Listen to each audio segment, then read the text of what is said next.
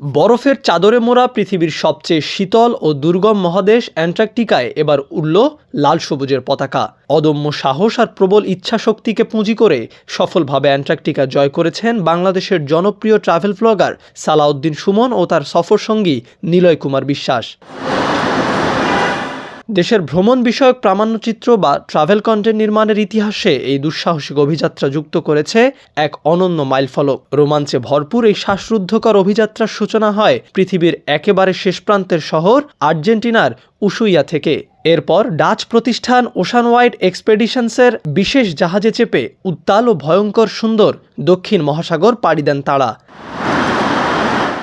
দীর্ঘ এবং পদে পদে বিপদসংকুল সমুদ্রযাত্রা শেষে এই দুই তরুণ অভিযাত্রী পা রাখেন শুভ্র বরফের এক অজানা ও রহস্যময় জগতে। মূল অ্যান্টার্কটিকা ভূখণ্ডে পৌঁছানোর আগে তারা ঘুরে দেখেন ফকল্যান্ড এবং ব্রিটিশ অধিভুক্ত সাউথ জর্জিয়া দ্বীপপুঞ্জ। সেখানে তারা অত্যন্ত কাছ থেকে ক্যামেরাবন্দি করেন পেঙ্গুইনের বিশাল কলোনি, রাজকীয় সিল সহ দুর্লভ সব সামুদ্রিক প্রাণীর বৈচিত্র্যময় জীবনযাপন। সবশেষে অ্যান্টার্কটিক উপদ্বীপে পৌঁছালে বিশাল হিমবাহ, আকাশচুম্বী বরফের পাহাড় আর দিগন্ত বিস্তৃত অনন্ত সাদা প্রান্তরের নৈসর্গিক সৌন্দর্য তাদের রীতিমতো বিমোহিত করে।